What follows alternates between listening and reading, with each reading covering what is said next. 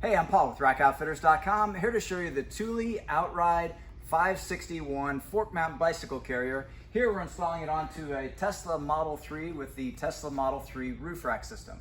This is also compatible with the Tesla Model Y roof rack system as well. So let's look at some of the features that make this rack unique. So out of the box, there is a little bit of assembly required. So there's two pieces, just the tray, the aluminum extruded tray connecting to the front head unit with a single fastener. So super easy to assemble, and we'll show you how this installs onto the Tesla roof rack as well. So this is considered a fork mounted bicycle carrier, meaning you remove the front wheel of the bicycle and the fork tips are held into this clamping unit here. This is a long throw lever, which means that once it's adjusted for a particular fork tip, there's very little, if any, additional adjustments required. You just flip this open and closed.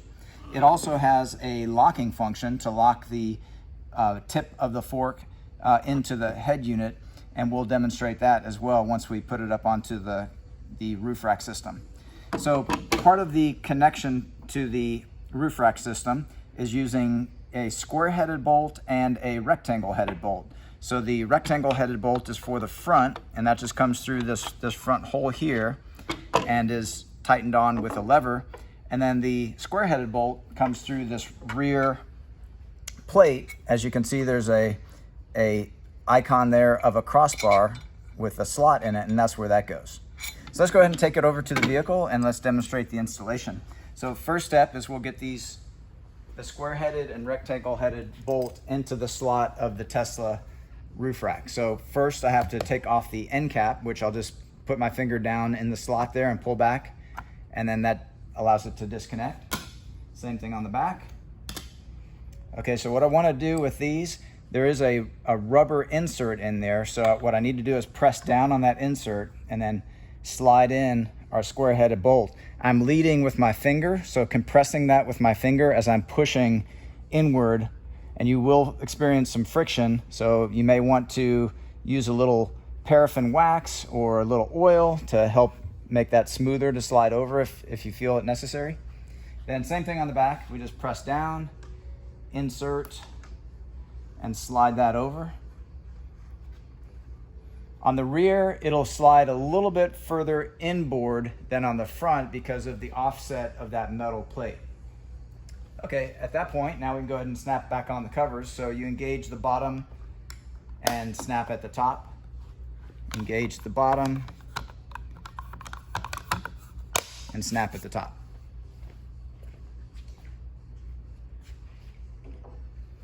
Okay, so all we have to do is find that hole at the front again and set that down and get my hands free.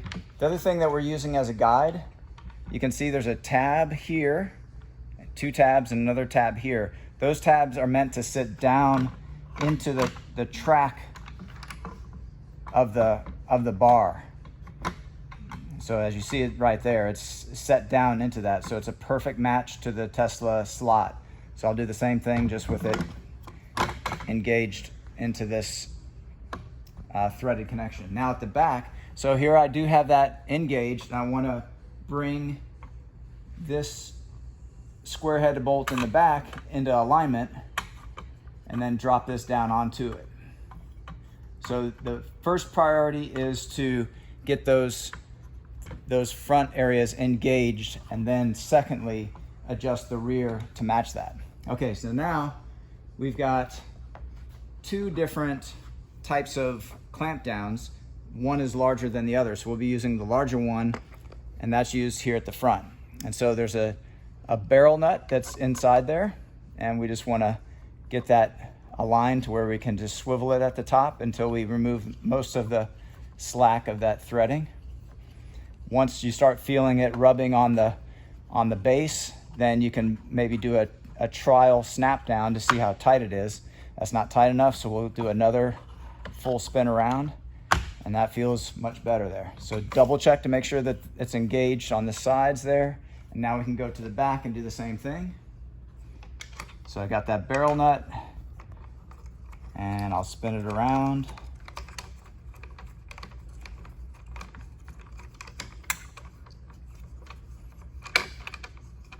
Now bear in mind that this is metal and it's making direct contact with the metal of the bar. There is no rubber or any type of cushion there. So if there's any vibration or sliding around of this metal plate on the bar, you could scratch the bar, so be careful not to do that. So I'll check it, make sure it's firm in the back and firm at the front. So that's good. Now we can go ahead and load up a bike. To load a bike, we want to first prepare the rack to accept the bike by taking this rear strap and tucking it back behind. There's a loop on the back side. Also, we can slide this tray back to where you estimate the back wheel will be.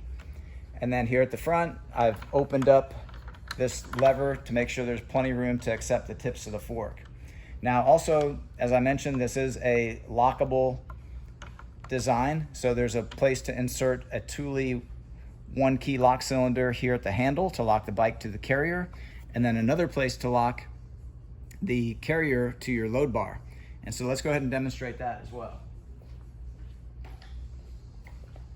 So this is a Thule 1-key system 2-pack. They're also available in a 4-pack. So if you're purchasing 2 of these carriers and you want all 4 locks to match, you would purchase a 4-pack. And then they also offer a 6-pack and 8-pack.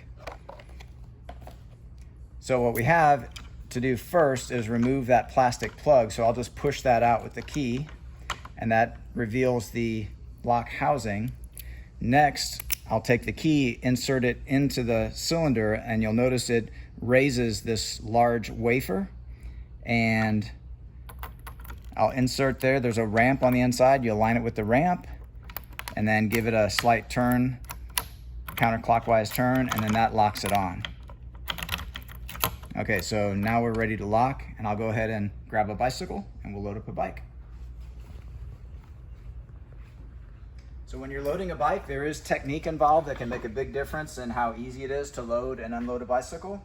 The best way is to start with it on the ground as you see it here, and then bend, grab the stable part of the frame and the lower part of the fork, and just lift up. It's still resting on the ground at this point. Then you stand up, and then you get that rear wheel into the rear wheel tray first. Now, once you have most of the weight transferred back to that rear wheel, you can take your rear hand and start moving it further forward as you're making the bike more vertical. At what point you can go ahead and take your, got a little bit of, okay, so now I got both hands guiding the tips of the fork down onto that skewer. And now I can do a test trial connection, and that's not tight enough. So what I want to do is spin that silver ring inward until I start to get a little bit of grip there. And here you want to make sure you got a good firm connection. And you can tell by when you rock it, you don't see any slippage between where it's connecting and the tip of the fork. There's no sliding back and forth, it's engaged.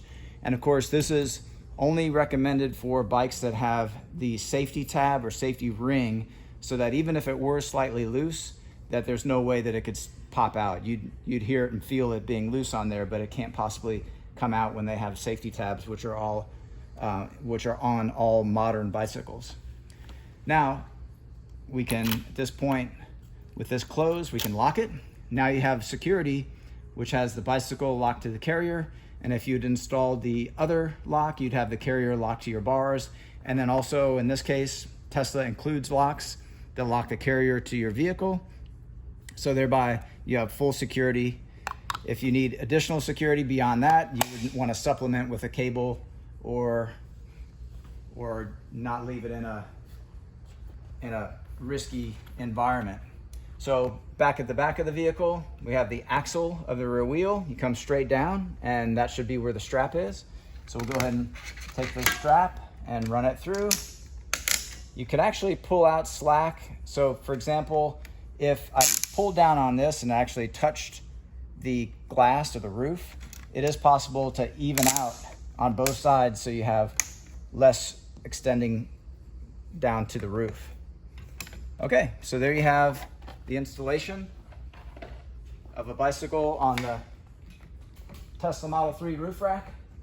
If you look at the front, you will notice that there is a slight outward lean That's not going to affect the performance of the carrier. That's just the nature of this particular roof rack, where it follows the contour of the roof. However, that doesn't affect the actual transport of the bicycle.